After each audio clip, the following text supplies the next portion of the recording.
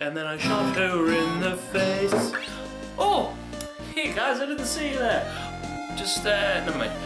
Welcome to the first OE Gamer Favourites. I'm going to tell you about some of my favourite games. And this week we're going to mention XCOM. Enemy Unknown. And that's all I can really say with the introduction, so I'll pass it over to this guy. So guys, it's going to be a little bit of a different format. I'm just going to rattle off why I really like the game as opposed to reviewing it, and I'm going to have a little video somewhere around here.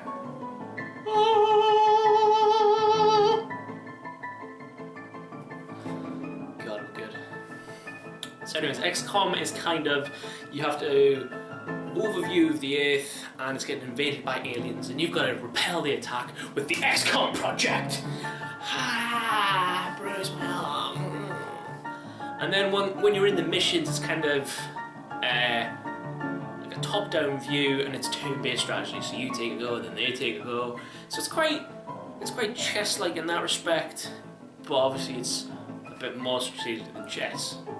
Now, one of the main reasons I like the game is because of immersion. Now, this is when you kind of put yourself in the game, or the game takes you and grabs you and pulls you in. And this game does it by customizing all the characters you want to do. So I basically, every time I have a squad and they start going well, I'll start naming them, and I usually name one after myself, as you can see in this clip here. Ladies.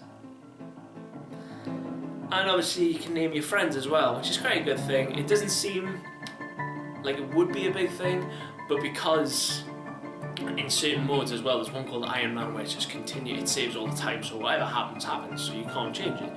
And if you name your friends after, if you name the players after your friends, and they die, you feel quite an attachment and responsibility that that's happened to them, even if it wasn't your fault.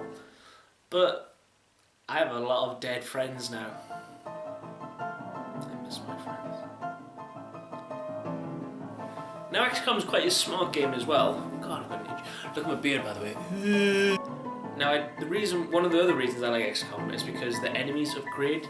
So when you've researched enough points and bought new equipment, the ships become bigger. The enemies, you see different enemies, new enemies, which is always pleasing because you always want to see new things.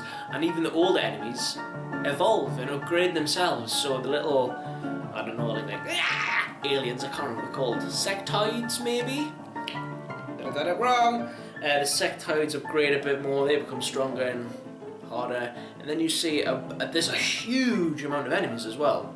I haven't played it that much to see them, but on this game that I've recorded, which is probably still going on, I'm hoping,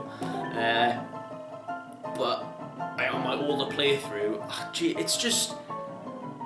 it's so satisfying. It's one of them games where you'll get lost in the moment, which is how a game should work. What happened to my eye there? I went really lazy. It's one of them games where you get lost in the moment, and that's how a game should be. So you'll start off and it'll be like, oh, okay, Japan's under attack. I'm gonna go save Japan, and then you repel Japan, and then you think, I should probably research this next thing. I should build a foundry. I should build some nexuses so I can put my satellites up. And then by the time you know it, it's like 5 o'clock in the morning, and you're super tired and remember, holy shit, I have an exam tomorrow. Story may not be true, but it is true. It's totally true. So the game is really hard as well. There was always times where I would have to redo a mission. Well, you can't really redo a mission if you're doing an Iron Man per se, but you're going to lose countries. It's quite realistic. You'll never be able to save everyone, so you kind of have to pick and choose. Usually what you do is a certain continent will give you a certain bonus, so people just fixate on them. Now on the Iron Man one I have lost so many countries. I don't think I'm defending it. I lost an entire squad as well, which is heartbreaking when it happens. But these things happen. This is war after all. Finally, the story as well. You never fully understand what's happening, but it's things that slowly, it just feeds you bite-sized information every time you do a certain objective, and you don't have to rush it. which is why I think I spent so long on when I did my first playthrough, because I went, oh, you have to capture an alien and interrogate him. I thought, nah, I'm just going to upgrade everyone and get nails. And then I got overrun on one of the missions and I died. It was really depressing. But you should definitely play XCOM, one of OE Gamer favourites. So guys, thanks for watching this video, hope you enjoyed it. Thanks to our new subscriber, the dude called PJ. You should go check his stuff out. He does some very weird and wonderful stuff, and hopefully he finds us funny. I think I'm funny. Okay, who are you? I'm you from the future. I've come to tell you, no one finds you funny. But I am funny. No one likes you.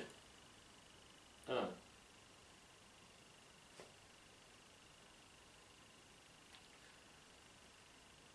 Bye then.